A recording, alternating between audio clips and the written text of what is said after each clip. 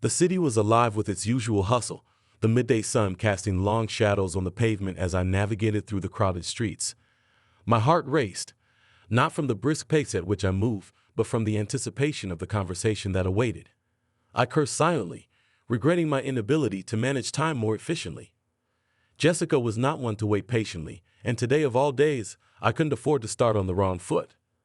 I pushed open the door to Le Jardin, the restaurant's name etched elegantly in gold against the glass. The cool air inside was a welcome relief from the summer heat. Scanning the room, I found Jessica seated at our usual spot, a secluded table by the window. Her eyes met mine, a mix of irritation and relief evident in her gaze. "I'm so sorry, Jess. The traffic was a nightmare, and then I couldn't find my phone," I said, my words tumbling out as I took my seat, hoping to diffuse any tension. Jessica's expression softened, a small smile playing on her lips. "It's fine, Claire. I know how chaotic your mornings can be, but you're here now, and that's what matters." I sighed in relief, grateful for her understanding. We exchanged pleasantries, catching up on the trivialities of our day-to-day lives. Yet, beneath the surface of our conversation, a sense of unease lingered. I knew I had to broach the subject that had been consuming my thoughts for weeks. "So, Jess," I began, my voice hesitant, "I've been thinking a lot about what we discussed last time." Jessica's smile faltered, her eyes narrowing slightly as she leaned in. "You mean about Tom and your plan?" I nodded, my heart pounding. "Yes, that. I've thought it through, and I believe it's the right thing to do, for me." Jessica let out a long sigh, her fork idly playing with the salad on her plate. "Claire, we've been over this. It's risky, and the consequences could be devastating. Are you sure you've considered everything?" I met her gaze, my resolve steeling. "I have, Jess, and I've decided. I need this. I need more than what my life currently offers, but I can't do it without your help." Jessica leaned back, her eyes searching mine for a moment that felt like an eternity. "Claire, this isn't just about what you need. It's about what's right. Have you thought about Tom? About what this could do to him?" The mention of Tom's name sent a pang of guilt through me, but I pushed it aside. "Tom won't find out, not if we're careful. And that's why I need you, Jess. I need you to cover for me." The weight of my request hung between us, a tangible tension that threatened to break the bond we had built over years of friendship. Jessica was more than a friend. She was my confidant, my ally. But in this moment, I was asking her to be an accomplice to my betrayal. I need to think about this, Claire," Jessica finally said, her voice barely above a whisper. "This is a lot to ask." I reached across the table, taking her hand in mine. "I know it is, Jess, and I wouldn't ask if I didn't truly believe it was necessary. Please, just think about it."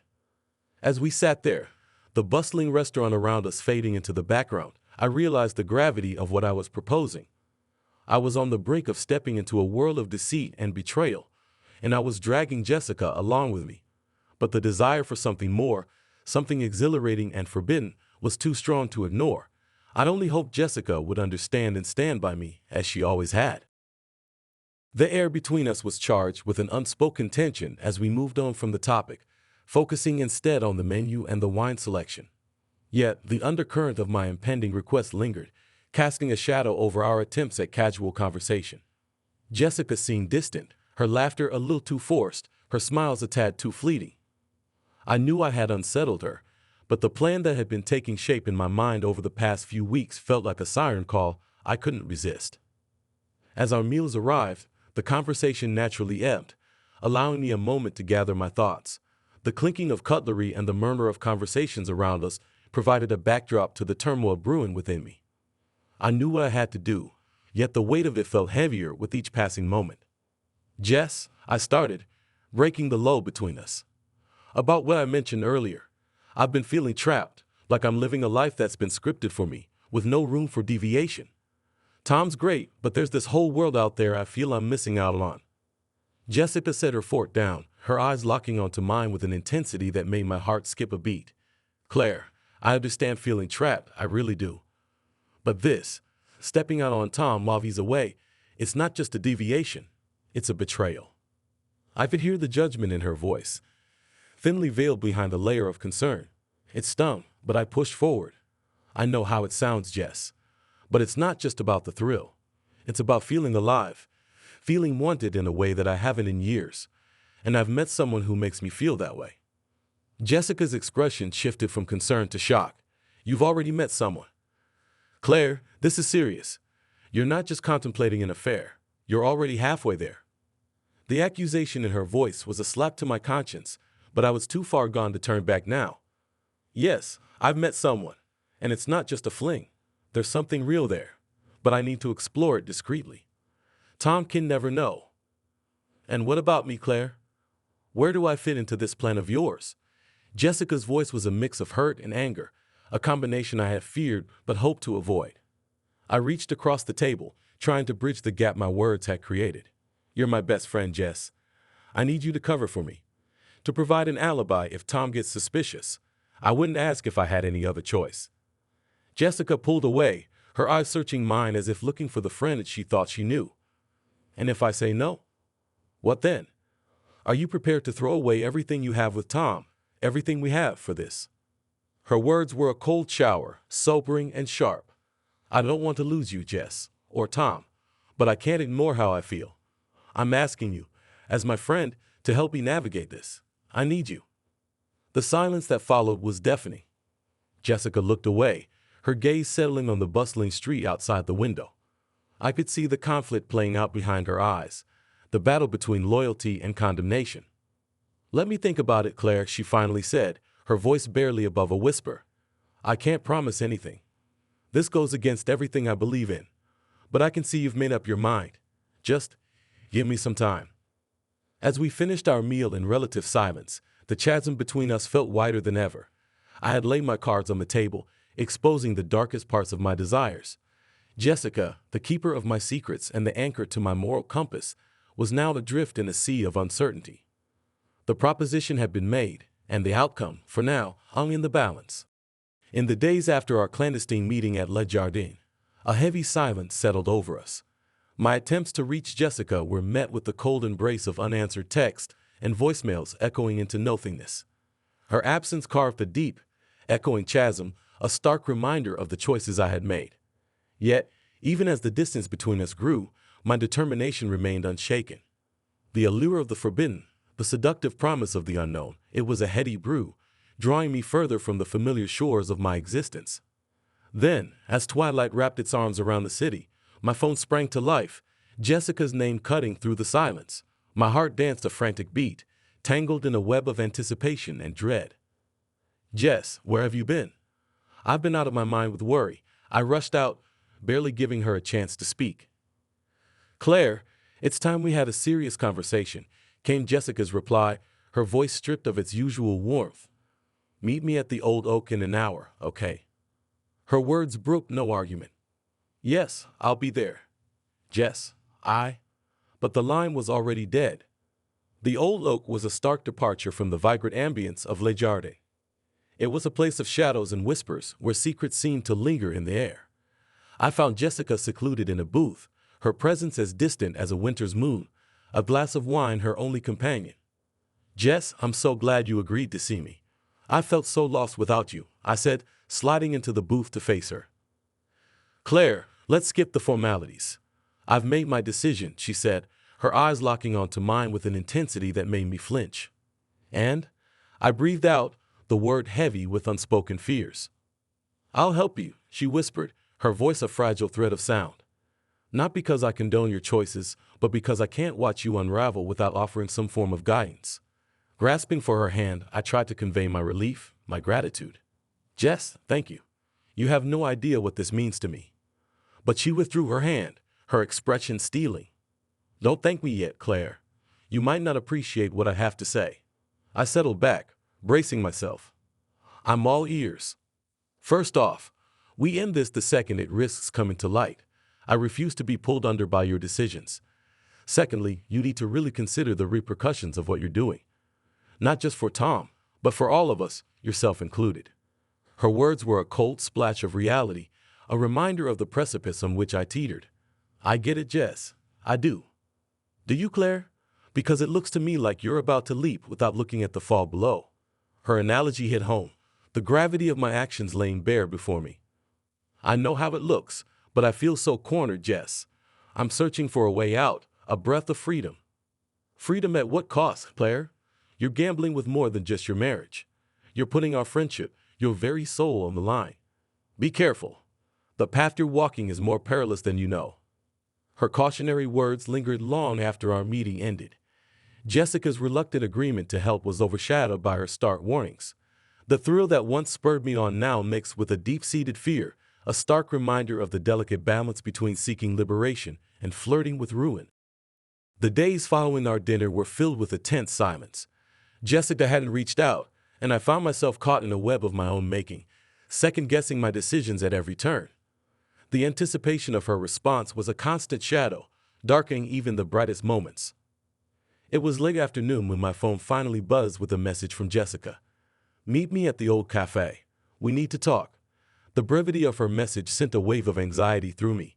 I knew this conversation would set the course for everything that followed. The cafe was quiet, a stark contrast to the turmoil I felt inside. Jessica was already there, a steaming cup of coffee in front of her, her expression unreadable. "Jess, I began, but she held up a hand to stop me. "Before you say anything, Claire, I need you to listen to a story. A cautionary tale, if you will," Jessica said, her voice steady but laced with an undercurrent of emotion. I nodded, unsure of where this was leading, but willing to hear her out. Years ago, I knew someone who found themselves in a situation not unlike yours. Trapped in a marriage that felt more like a prison than a partnership, they sought solace in the arms of another. It started as a whisper of what could be, a promise of escape from the mundane. But what followed was anything but the freedom they had envisioned. Her words hung in the air, a prelude to a story I wasn't sure I wanted to hear but knew I needed to. This person, let's call them Alex, believed they could control the narrative, keep their life with their spouse separate from the one they were building with their lover. But secrets have a way of growing, of taking on a life of their own. Alex's spouse, Sam, discovered the affair, not through a confession, but through the cold, hard evidence of betrayal. Jessica paused, taking a sip of her coffee, allowing the weight of her words to sink in. Sam was devastated, of course, but the fallout was far worse than just a broken heart. There were legal battles, a fight for custody of their child, and the disintegration of mutual friendships. The affair didn't just destroy a marriage, it fractured an entire life. Alex lost everything. The lover, who had promised a future together, walked away at the first sign of trouble, leaving Alex to pick up the pieces of a life shattered by choices they couldn't take back. I felt a cold shiver run down my spine, the parallels between Alex's story and my own intentions too close for comfort. "Jess, I had no idea," I stammered, the certainty of my desires now clouded with doubt. Jessica reached across the table, her hand finding mine. "I'm telling you this, Claire, not to scare you, but to make you understand the gravity of what you're considering. You believe you're seeking happiness, but at what cost? Is it worth the destruction of everything you've built with Tom?" Her question was a dagger to my heart, the answer something I feared to confront. The story of Alex, a mirror to my potential future, served as a stark warning. Jessica's unsolicited tale had unveiled the harsh reality of the path I was considering, forcing me to question not only my desires, but the very essence of what I believe happiness to be. "Thank you, Jess. I need to think about this." "Really think about it," I whispered, the conviction in my voice replaced with a tremble of uncertainty. Jessica gave my hand a gentle squeeze. "That's all I ask, Claire. Think about what you have, what you stand to lose. I'll be here, no matter what you decide. But remember, some choices can't be undone."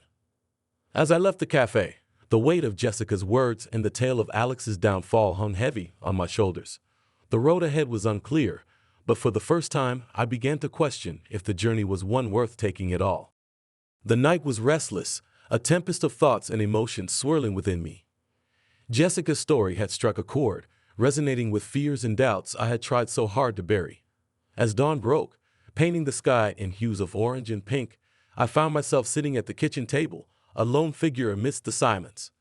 Tom walked in, the lines of worry etched deeply into his face. He poured himself a cup of coffee before noticing me sitting there. "Couldn't sleep either?" he asked, his voice tinged with concern. I shook my head, the weight of my thoughts too heavy to articulate. "Tom, we need to talk," I finally managed, the words feeling like shards of glass in my mouth. He sat down opposite me, his eyes searching mine for clues to the turmoil within. What's going on, Claire? You've been distant, lost in thought. Is there, is there someone else? The directness of his question caught me off guard, a piercing arrow to the heart of the matter. No, it's not like that. I've been unhappy, Tom. Lost.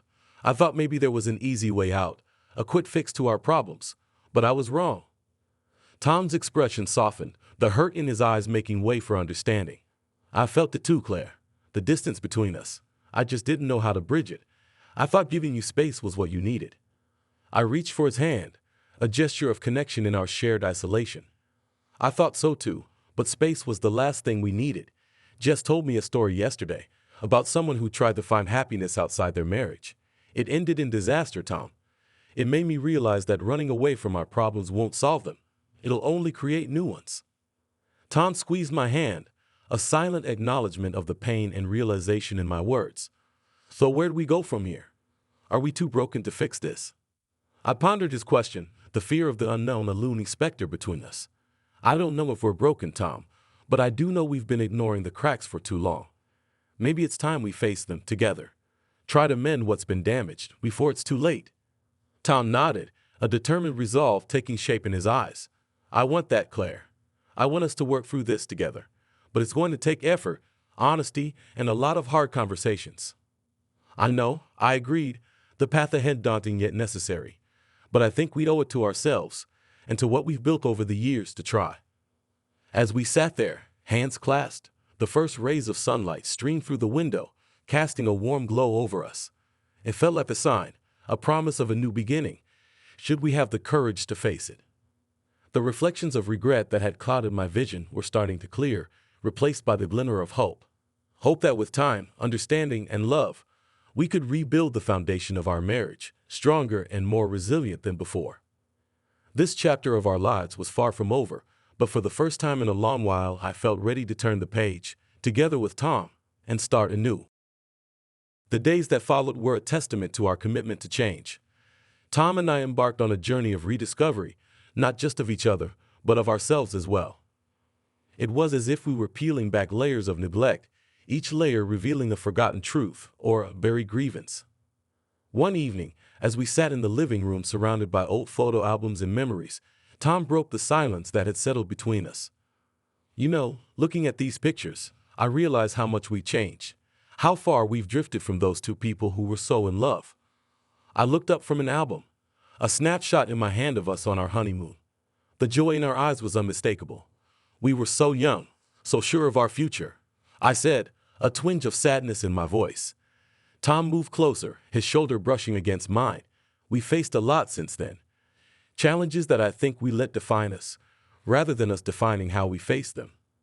I nodded, placing the photo down. We stopped being a team. Started facing things alone, even when we were together. It doesn't have to be that way, Claire. I don't want it to be that way, Tom said earnestly, his gaze holding mine. Neither do I whispered, a surge of hope fueling my spirits. But wishing for change isn't enough. We need to act to make those changes happen. Tom took my hands in his resolve clear. Then let's make a pact, right here, right now, to communicate even when it's hard, to support each other even when we're struggling, to find joy in the little things, and to never lose sight of what we have. I felt the smile spread across my face, the first genuine one in what felt like ages. I liked the sound of that. A pact to fight for us, to not give up when things get tough. We've been through too much to let it go without a fight, Tom said, a determined glint in his eye. And we're stronger than we give ourselves credit for, I added, feeling a strength within me that had been dormant for too long. We spent the rest of the evening talking, really talking, about our fears, our dreams, and everything in between. It was as if a dam had been broken, and all the words we'd been holding back were finally free to flow. As we went to bed that night, Tom pulled me close, his voice a soft murmur in the darkness. I love you, Claire, more than you know, and I'm going to prove it to you every day. I nestled into his embrace, a sense of peace settling over me. I love you too, Tom, and I believe us. We're going to make it through this, stronger than ever. Our pact was more than just words. It was a promise to ourselves and to each other. A vow to rebuild our relationship on a foundation of trust, respect, and unwavering love. It wouldn't be easy, and there would undoubtedly be setbacks along the way. But with our newfound resolve, I knew we were ready to face whatever challenges lay ahead, together. The morning light filtered through the curtains, casting a warm glow over the room. Tom was already up, the sound of clattering dishes echoing from the kitchen. I stretched, the remnants of last night's conversation still swirling in my mind. We had made a pact, a solemn vow to navigate the turbulent waters of our relationship with renewed commitment and understanding. Yet, as the new day dawned, the weight of our promise felt both exhilarating and daunting. I made my way to the kitchen, where Tom was busy preparing breakfast. The sight of him, so engrossed in the simple task, brought a smile to my face. "Good morning," I said, my voice still heavy with sleep. Tom looked up, a grin spreading across his face. "Morning. I thought I'd surprise you with breakfast in bed, but since you're here, you can keep me company while I finish up." The aroma of coffee filled the air, a comforting scent that seemed to wrap around us like a warm embrace. "It smells wonderful," I replied, taking a seat at the kitchen island. "You know, I can't remember the last time we did this. Just sat down and had breakfast together without rushing off somewhere." "Yeah, it's been too long," Tom agreed, placing a plate of scrambled eggs and toast in front of me. "We've been so caught up in our own worlds that we forgot to make time for moments like these." I nodded, taking a bite of the toast. "We drew a line last night, didn't we? A line that marks the start of something new, something better." Tom poured 2 cups of coffee, his gaze meeting mine. "We did, and I meant every word I said. I know it won't be easy, but I'm willing to do whatever it takes to make this work. To make us work." His sincerity was palpable, and it filled me with a sense of hope. "I believe you, Tom, and I want you to know that I'm just as committed to this as you are. We've both made mistakes, but I believe we can learn from them and grow stronger." We sipped our coffee in silence, the comfortable kind that spoke of understanding and shared resolve. After a moment, Tom reached across the table, his hand finding mine. "Let's make a promise, Claire, to never let the sun set on our anger, to always talk things through, no matter how hard it might seem."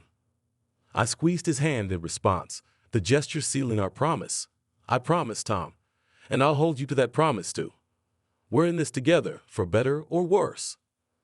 The rest of the morning passed in a blur of laughter and shared stories, a reminder of the connection that had brought us together in the first place. As we cleared the dishes and made plans for the day, I couldn't help but feel a sense of optimism about the future. Our pact had drawn a line, a demarcation between the past and the future we were determined to build. It wouldn't be without its challenges, but with open hearts and minds, we were ready to face them together. And in that moment, I knew that no matter what lay ahead, our love would be our guiding light, unwavering and true.